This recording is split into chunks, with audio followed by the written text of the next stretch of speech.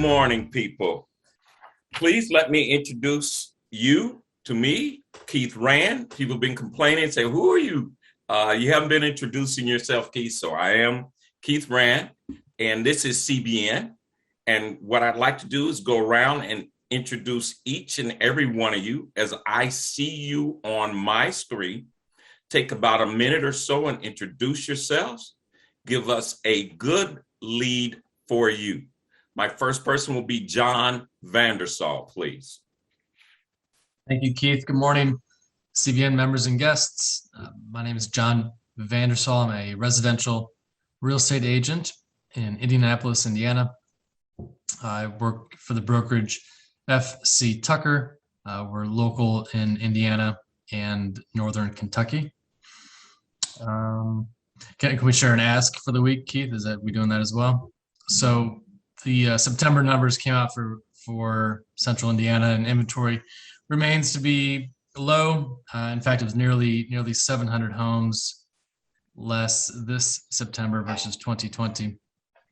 So my ask is who do you know who would be interested in selling their property to help correct our inventory issue?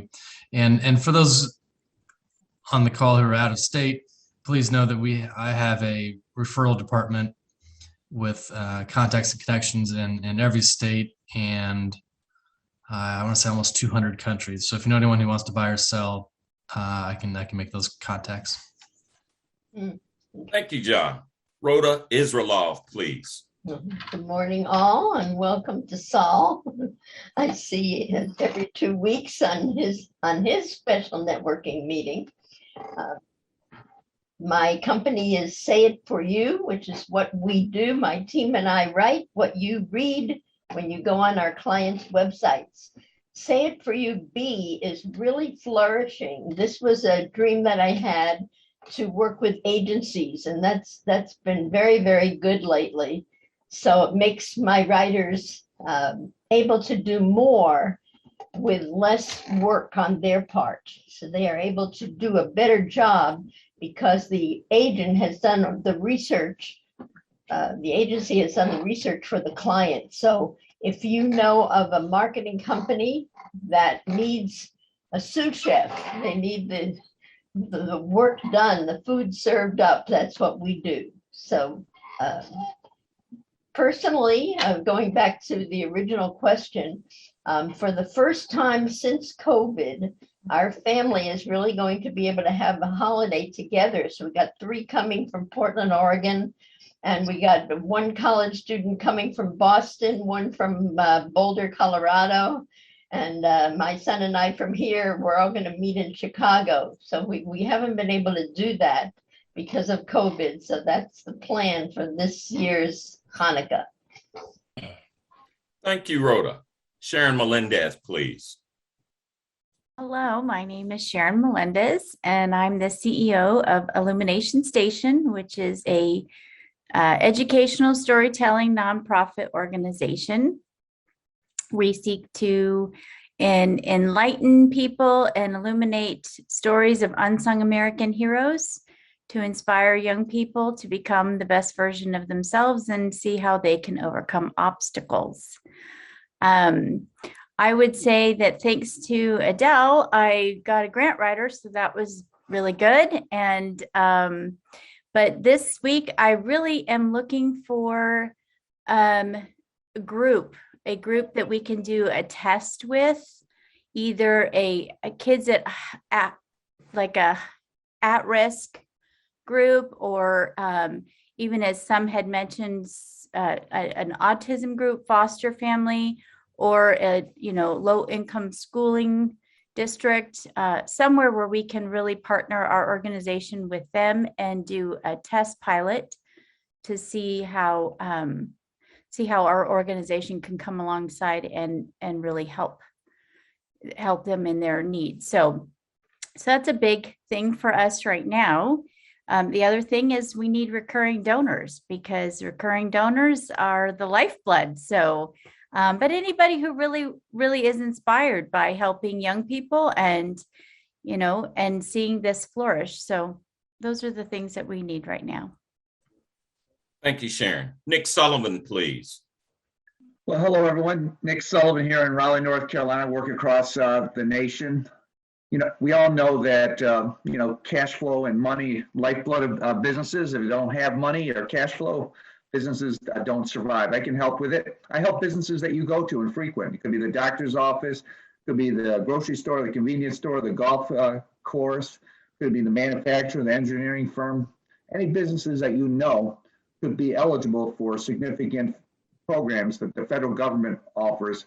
If they hire employees, certain categories like veterans or people that might be come from difficult economic means. There's a whole slew of categories. Or if they own commercial property buildings, or they develop products or services, there's significant dollars that can go back into the business. Often small businesses can even get $100,000 or more. That can help companies stay afloat, survive, and might be able to hire more employees, give them more options.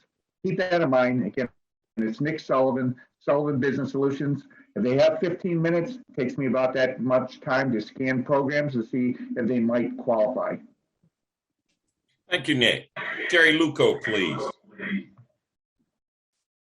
Good morning, Jerry Luco, and where I spend most of my time is with my franchise consulting business.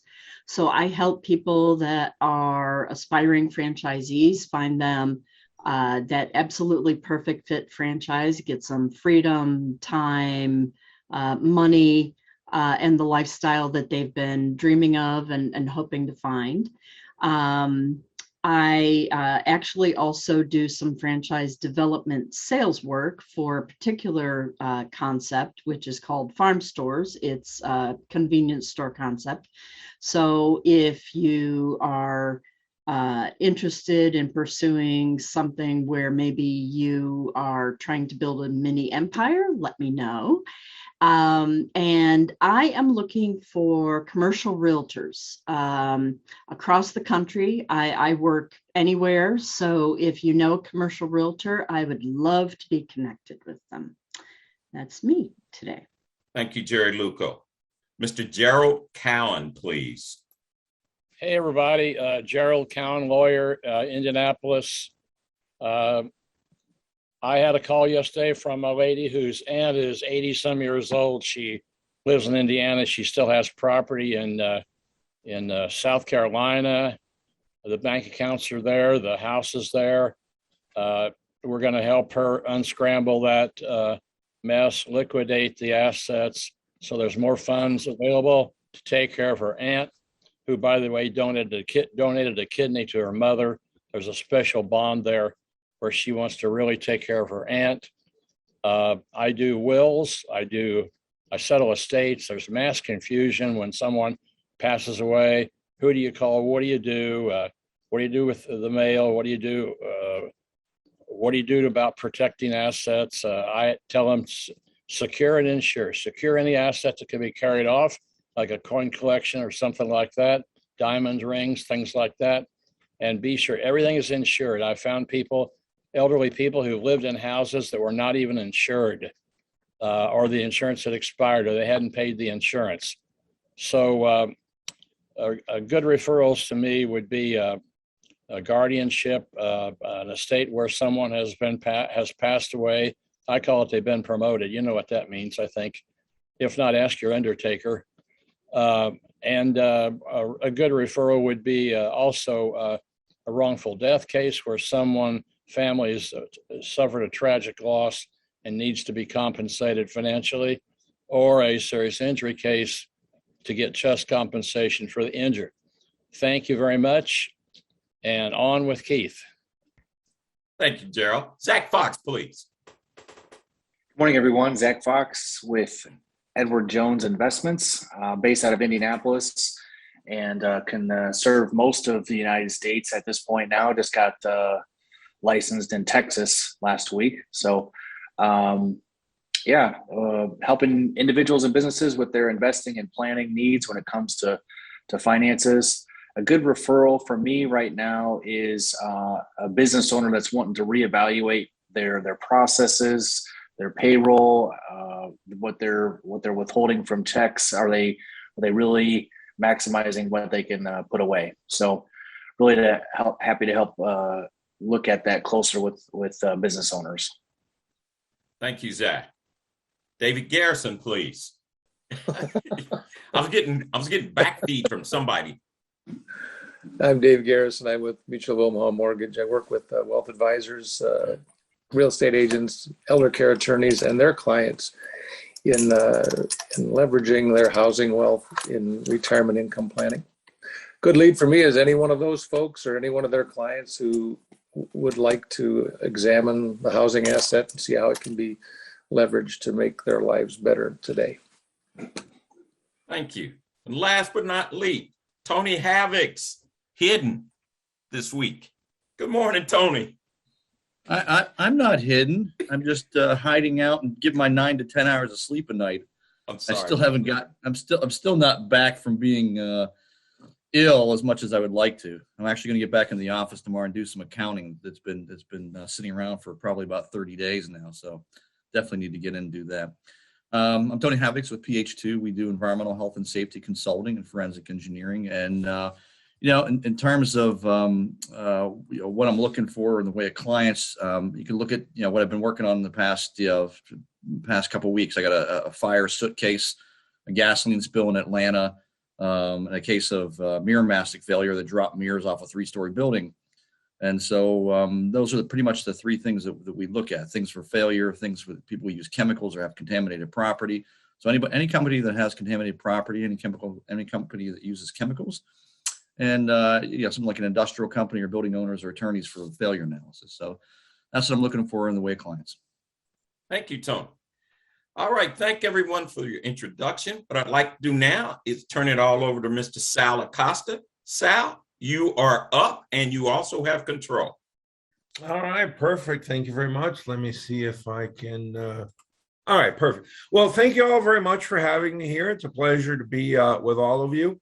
And what I'm going to do is I'm going to take about, I think, 20 minutes to just talk a little bit about the secrets to buying or selling a business, maybe go through the process and mention a couple of things that might be surprising to people, and maybe also some landmines and pitfalls to avoid as we go along the way. And I'll do my best to leave some time at the end for questions and answers, because that's always the most interesting part of all this. And this is normally a 1-hour presentation that I've went in last night and cut out, like, seriously, about 75% of the slides. So, but again, if there's questions, we'll take them at the end. So basically, I'm just going to talk about 3 things. Just a real quick introduction to myself and my firm. Also, very quickly, just a little bit of the benefits of using a business broker. Because let's face it, like a lot of things, some people do it on their own. Some people do it on their own successfully. But like everything in life, it's a trade-off. So I want you to be clear on what that trade-off is. And then spend the bulk of the time maybe talking about the main steps in the buy-sell process. And again, things to look out for, landmines, pitfalls, things to be aware of, things to avoid. Okay, does that sound pretty good? So again, just a real quick introduction to myself and the firm. I was actually born in Cuba, so Spanish is my native language. My parents left when Fidel Castro took over at the beginning of the 60s, like half the people in Cuba, and settled in Puerto Rico, where I grew up. So, the Caribbean's kind of my playground, not a bad playground.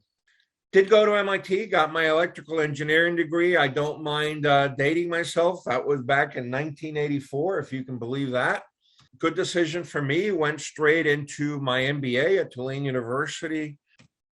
And maybe the last thing I'll say as a way of introduction, I've always had a dual career focus, which I think is actually very important for a business broker. So on the one hand, I was actually a small business owner and an entrepreneur myself, which again, I think is important because I've walked in those shoes. I know the challenges. I know all the difficulties with being a small business owner. And by the way, trust me, I'm not of those people that think it's getting easier. I actually think it's getting harder to be a small business owner and to be an entrepreneur. So they got all my respect, people that are doing it right now. At the same time, and on the other hand, I was a high-level executive for well-known corporations like Hewlett Packard, Motorola, General Electric. And the reason I mention this is a lot of what I learned in terms of buying and selling businesses and doing deals and just even business in general came from those experiences in these major corporations. And trust me, these guys are very sophisticated. They're very smart. They got really good lawyers, really good CPAs, really good M&A people, really good everything. So it was nice going to school with some of these big companies and then trying to figure out how to take those sophisticated, ways of doing deals and bring them in a size appropriate manner to some of the smaller transactions that small business owners deal with. Okay, so hopefully all that makes sense.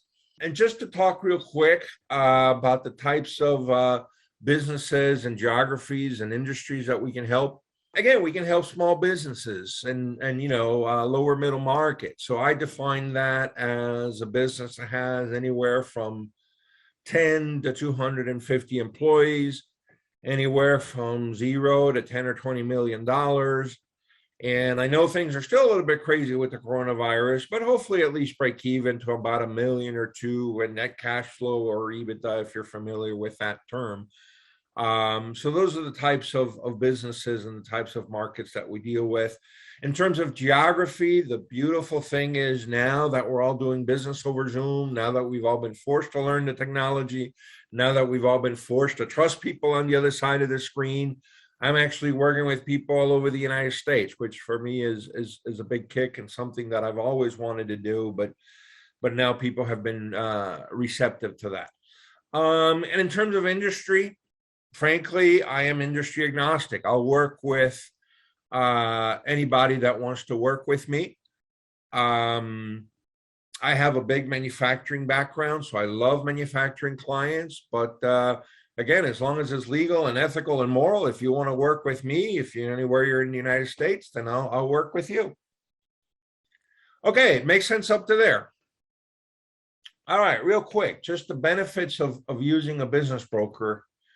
I think the biggest thing is, like in any other profession, right? They bring their expertise and their experience to the table. They know the process. They know how to find the buyers. They know how to find the sellers. Okay. They know what can be negotiated and what is reasonable or typical. And in there, real quick, I'll draw the analogy. I think all of you know, right? The old saying that the lawyer that has himself for a client has a fool for a client. Well, it has nothing to do with knowledge or experience. I mean, the lawyer can have the knowledge, he can have the experience, but he's biased psychologically. He cannot be objective. To me, that is the single biggest benefit of having a business broker help you is he is not emotionally involved with the business, with the transaction. He didn't start it from scratch 10, 20, 30 years ago. So he knows what's reasonable, and hopefully he can explain to you what's reasonable and again, be a little bit more objective and a little bit more unbiased.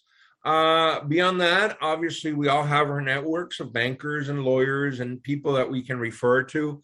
And again, by the way, because I've seen many transactions torpedoed because of this, right?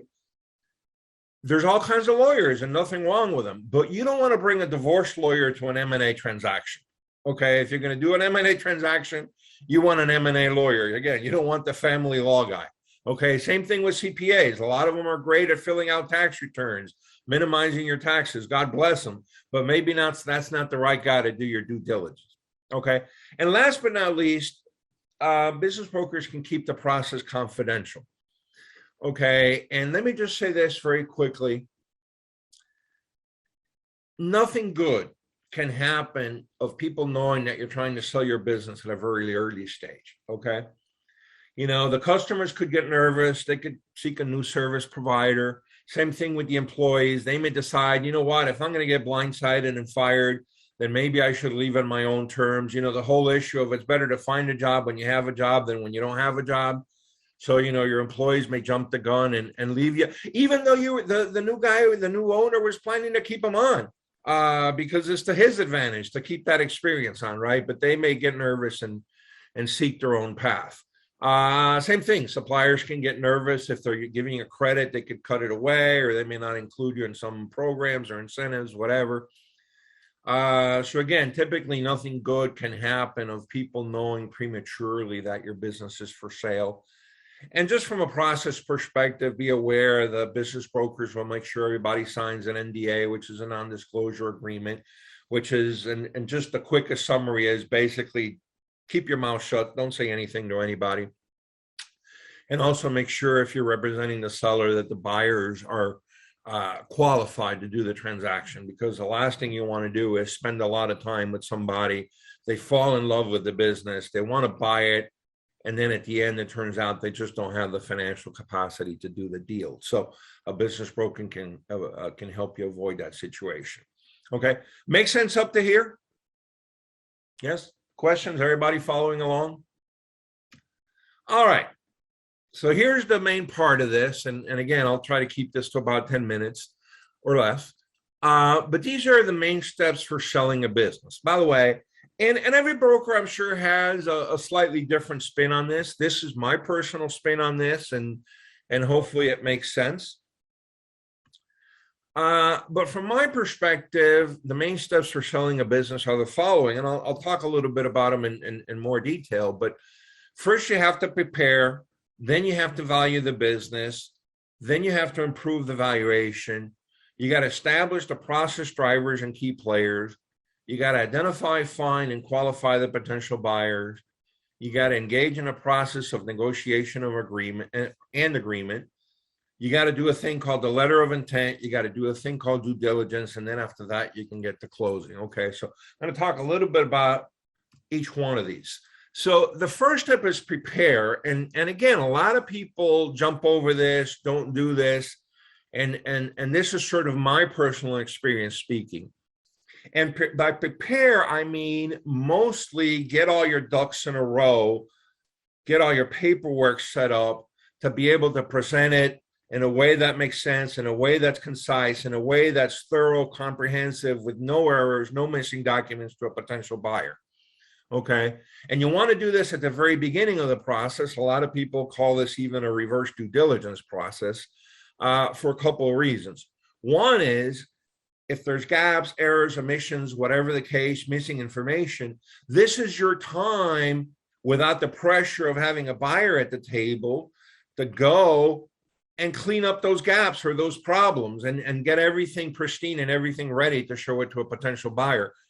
Because the saying is, once you have a potential buyer, you can always speed up the process, but you can't slow it down. Because if you slow it down, you run the risk that they'll lose interest, they'll go after a different opportunity, the market will change, all the things that can happen. So first step is prepare, get all your ducks in a row, do a reverse due diligence. Again, your broker, your CPA, your lawyer can help you with this part of the process. Okay. Here's one of the secrets.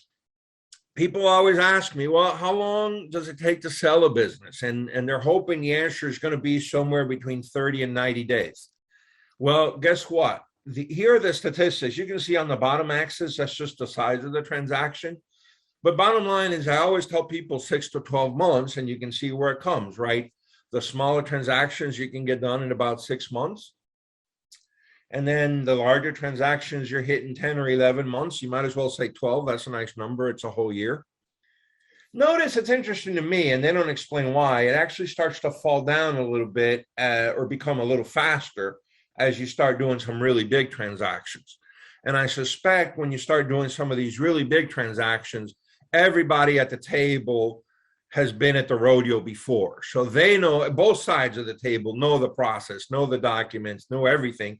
So they can go through everything a little bit faster as opposed to people that are trying to do it for the first time. But again, a little secret is in terms of plan for 6 to 12 months from listing to close. Okay. Then once you've prepared your business, right, you got all your documents in a row, that's a good time to go in and to value the business. Okay. And again, there's people that do this as their job, as their area of practice for 8-10 hours a day. There's different ways to do it. That's beyond the scope of this presentation. But you want to at least start with a feel of what this business could be worth based on, again, the documents you put together during your preparation phase. Another little tidbit that surprises people, quite frankly, is how low the multiples are. Okay, this is the median. SDE is seller's discretionary earnings, which is a fancy way of maybe saying the money the owner can put in his pocket, or the new owner could put in his pocket, running this business as productively, as efficiently, as correctly as possible, right? Taking out all the fun and games. And again, on the x-axis at the bottom, you can see the size of the transaction. But the important thing here is that you can see that you're looking at a multiple of 2.0 to about 3.5. Okay, to get down to a multiple of 4.5, you need to start looking at transactions somewhere in the $5 to $50 million neighborhood. So again, I always tell people, hey, 2.5 to 3.5 is certainly a reasonable starting ballpark, but again, people are very surprised how relatively low this multiple is. Okay, which then brings us to the next step. A lot of times we have to improve the valuation. Okay, as you prepared the business for sale and as you did the valuation, there may be certain gaps, certain issues, certain things that the business is not running as well as it should be, or that it could be running better. Okay, so now is the point, before you even put it out for sale, to improve the business. And again, we could be here talking about all this all day, but I'll just throw out one quick example. Buyers love to see recurring revenues. Buyers love to see ironclad contracts, things like that. So if there's an opportunity for you to create recurring revenue, however it is, through a subscription model, warranties, updates, upgrades, whatever, or if there's an opportunity for you to get contracts, again, with your customers, with your suppliers, that are really good contracts, okay? It's not just, hey, yeah, I'll buy from you if I want, whatever. This is the stage of the process where you go do that, because that'll improve your valuation. That'll make your business quicker to sell, easier to sell, okay? Does all that make sense up to there? Everybody with me? Yes? All right, the next step is to establish who is the process driver and who are the key players, because selling a business to me is a team sport, okay? At a minimum, at an absolute minimum, you're gonna need a lawyer and a CPA. You may need other people depending on the particular transaction. But the important thing here is, first, the business owner, quite frankly, should not be the process driver. Okay, what the business owner should be doing is focusing on running that business, making those improvements, make sure all the numbers look as good as they can look. Because if you start to droop just the slightest bit at the end of the process as you're getting ready to sell, the buyers are going to latch onto that and hammer you mercilessly. So this is the point in time where the owner of the business needs to be 100% focused on running that business. Obviously, as a business broker, I'm the proponent that the business broker should be the process driver. He should be the coordinator, the linchpin, working with the CPAs, working with the lawyers, to make sure that that team is working correctly and everybody's doing their part of the process and everybody's staying in their lane, and we're all focused on getting the right outcome for that business owner. Okay, but the important thing is that you put somebody as a process driver and you put your team together. Okay. The next thing then is we obviously go out to find and identify potential buyers.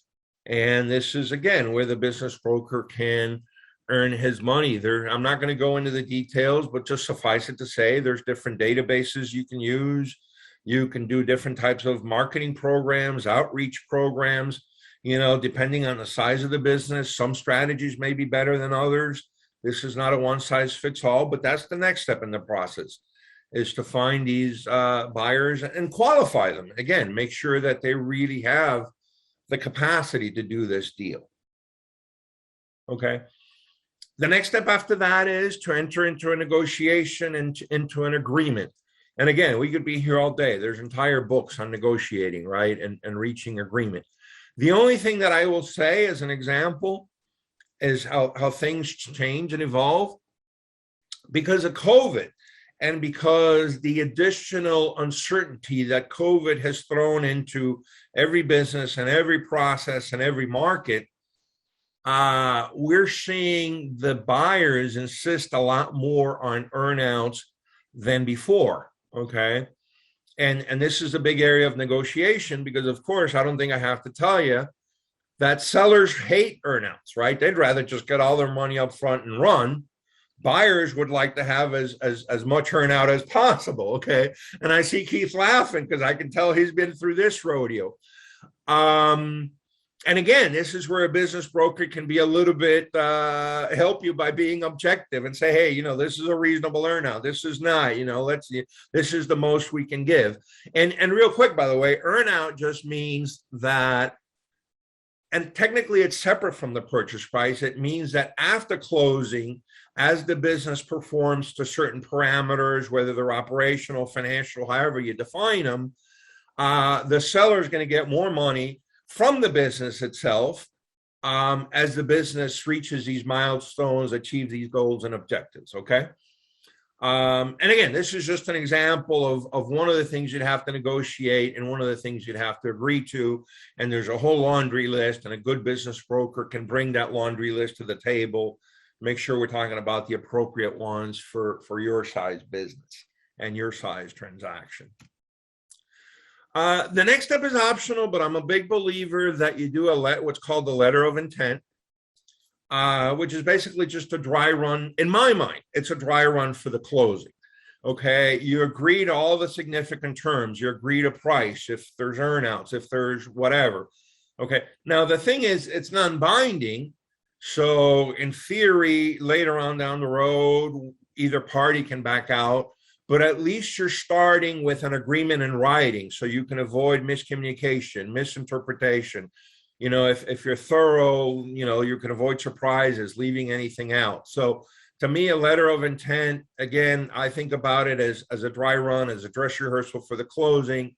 I like to be as thorough, as comprehensive as possible to, again, further down the process, avoiding surprises at the last minute, avoiding miscommunication. I'd rather have all those issues dealt with up front, okay? Once you have that letter of intent, you can go into a process called due diligence. And due diligence is where the buyer brings in his CPA, brings in his lawyer, brings in whoever is appropriate for the transaction, maybe environmental people, insurance people, whatever the case may be. And he basically turns the place upside down to make sure that everything the seller has told him is true, right? He's going to cross all the T's, dot all the I's, double check all the documents, make sure everything's up to date. There's no taxes that haven't been paid. Everything reconciles, everything ties out. And frankly, when I do a due diligence, I like to do, a little bit more of an expansive due diligence, meaning, what are the growth opportunities for this business? How am I going to grow it after I buy it, right? Not just make sure there's no skeletons in the closet. How am I going to integrate it into my operations if that's the case? So I do it not just from a purely financial and legal perspective, but more expansive from a business perspective of what am I going to do with this thing once I own it? How am I going to run it? How am I going to grow it?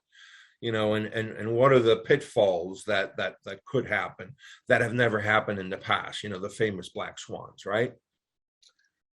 And then that's it. Hopefully everything checks out at closing. There may be some renegotiation if there's some surprises. But then you go into the closing, which for small businesses a lot of times takes the form of an asset purchase agreement. And there may be other documents like non-competes, things like that. But basically, at that point you have the closing, the seller turns over the assets, the buyer turns over the money. And we all live happily ever after. And the last thing I'll say, because I tried to keep this to 20 minutes and I see we're hitting here 22 minutes. That's plus or minus 10%. I'll consider that a win. I wrote a book, Secrets to Buying or Selling a Business. So if you want a lot more information than what I was able to give you in 20 minutes, you can get it on Amazon, and both electronic version and the paperback version. And that's it for me. I'll turn it over if there's questions or comments, and hopefully everything made sense. Sal, if you give me my screen back.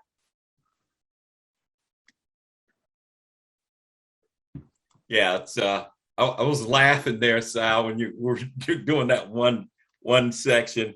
I liked your illustration on the LOI, the letter of intent, where you really made it clear it is an engagement, not a marriage.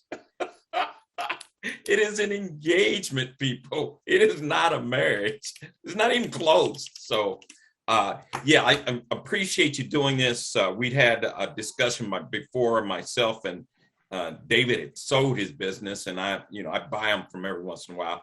But I think it's really important for all small business owners to understand the process, because it just impacts you so much.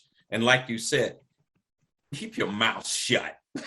Oh my God, shut up. Don't talk about what's going on if you're going to be the buyer or the seller. And, those are just key issues. Someone else have any questions for Sal or anything? Yes. Yes. With the baby boomers aging out, is there going to be a mass transition? And I also went to a meeting where a business consultant said that, the millennials are entrepreneurial, but they're not entrepreneurial toward traditional businesses. They don't like the employees and different things like that. Do you see that there might be a gap in the marketplace for all this transitioning happening? So that's an excellent question, and you're absolutely right. We're already seeing it. I think somebody threw out a statistic the other day, don't quote me on this, that 10,000 businesses need to do ownership transition every day because of baby boomers. So that has already started. Because, by the way, one of the biggest drivers of selling a business is retirement. Okay, another big driver is health issues, and sometimes both of those are correlated to age, right? And those are the single two biggest ones. And then, of course, you get into what I call special situations like divorce or relocation or whatever the case may be. But you're absolutely right. Baby boomers retiring are definitely providing a tailwind. So there's going to be a lot of businesses that have come on the market, that will come on the market. The other issue I will address, and frankly, I see it with every buyer. I don't care what the age of the buyer is. Unfortunately, and I'll just say it straight out like this, nobody wants employees anymore. Okay, employees is like a 4-letter word. Okay. But then if you don't want employees, what are your choices, right? You're going to have to do some type of e-commerce business, which is its own other ball of wax, has its own other risk and rewards and issues. Or you need to learn to work with employees. Because let's face it, if you really want, let me say this too, by the way, and maybe tie it in for you real quick this way. Buyers want businesses that don't lose a lot of value when the current owner steps away. Okay, because if the value goes with the owner when he retires, then why would you want to buy that business, or how much would you want to pay for it? One of the best ways to ensure that the value stays with the business and doesn't go away with the owner when he retires or relocates is by having employees in place that are well-trained, work qualified, that can run the business for you. So that's the only thing that I can say is you got sort of that dichotomy, that paradox, whatever you want to call it. Buyers hate employees, but they're a source of value. So I hope that makes sense. Rhoda, please. Yes. Good. I have a question. Good overview. That's to, am I on? Okay, I have a question that's both to Jerry in a way and to Sal.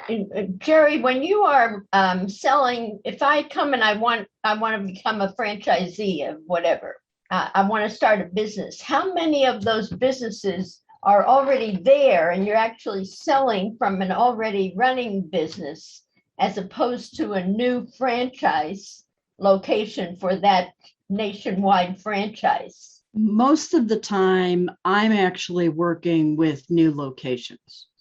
Okay. I do have franchises that manage the resales for their franchisees. And as a matter of fact, Sal and I just finished a deal where I had a franchise that had a franchisee that was selling, and Sal brought the buyer in.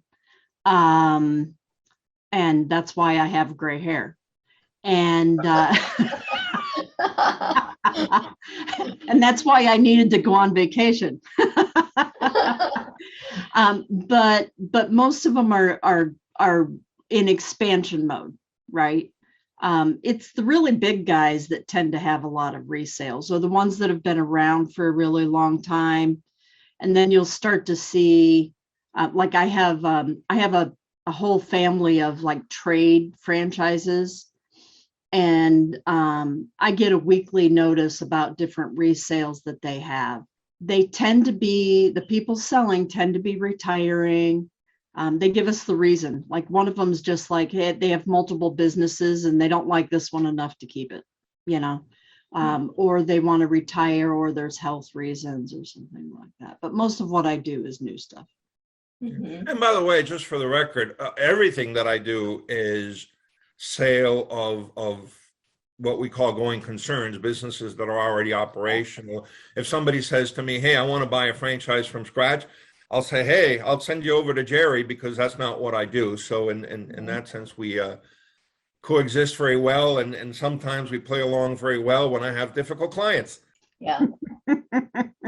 So Sal, are you, let me ask another question on the back of that one. So are you finding that because of so many problems with employees, that selling a business is harder now because of that? I guess it depends relative to when, right? If you say, hey, relative to the last 5 or 10 years, no. For the last 5 or 10 years, pre-pandemic, nobody wanted to deal with employees. I honestly don't know how far back you would have to go for people to say, yeah, okay, I don't know. Maybe you have to go back to the 60s or something when I was born.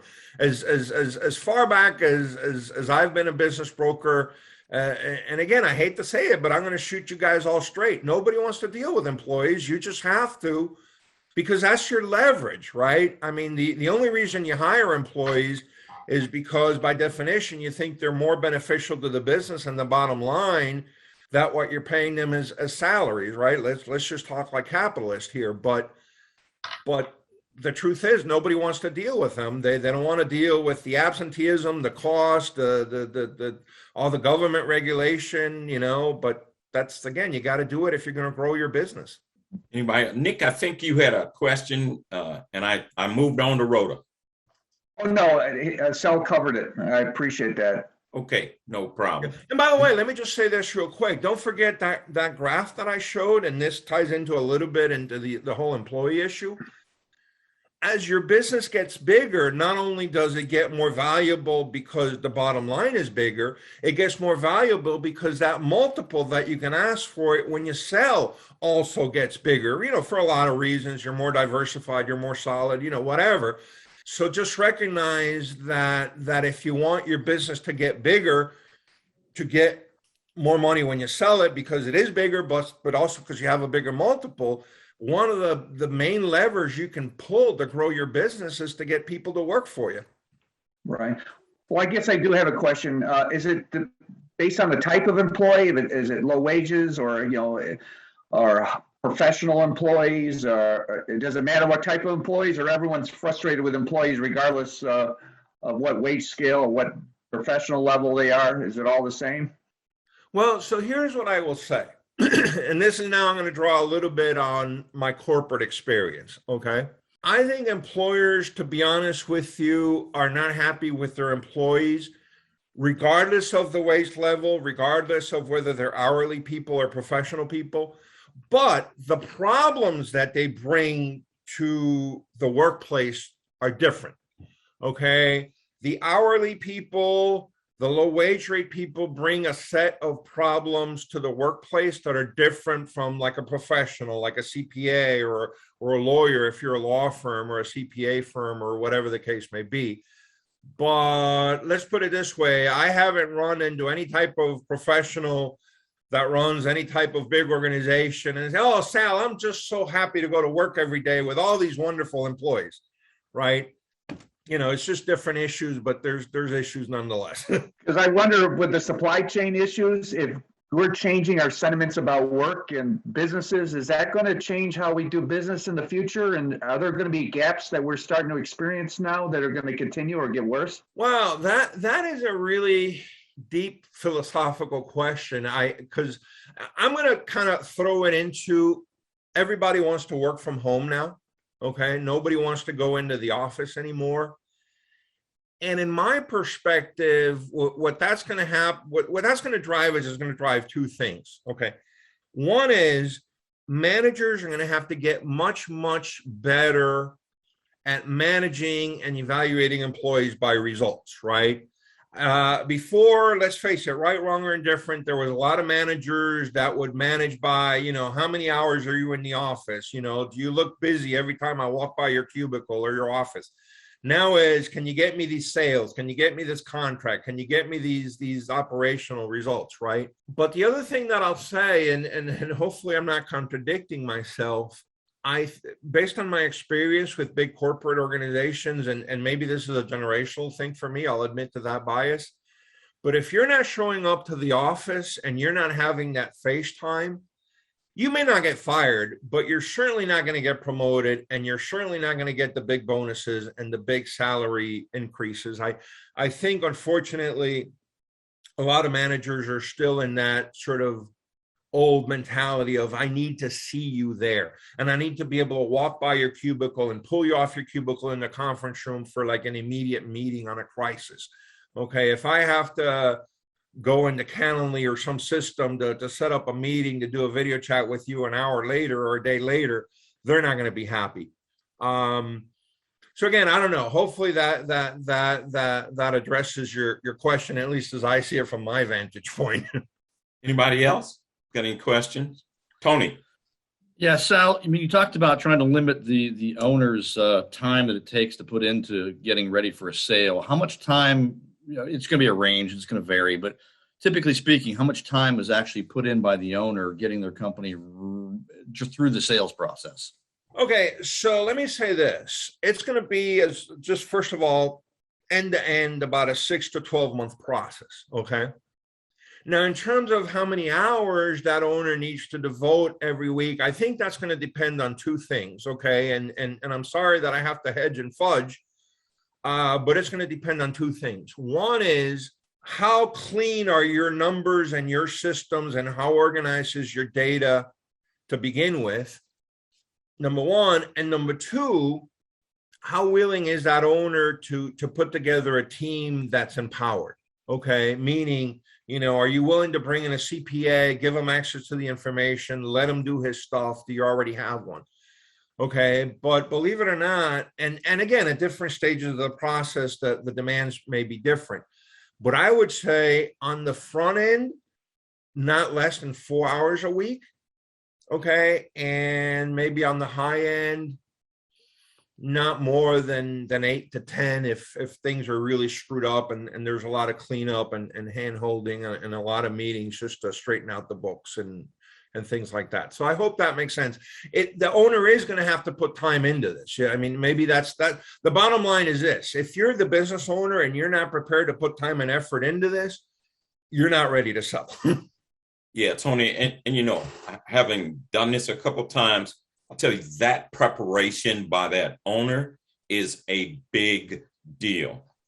If you as the owner have not put in, if I'm going to put in, if my due diligence is going to be, 30 hours, and if you haven't put in 60 hours so that I can do only 30, you're up against it. You're up against it. So, that owner's going to have to be involved. That's just no way around it. So, some owners haven't even looked at their financials. I mean, it's crazy. So, anyone else with any other questions?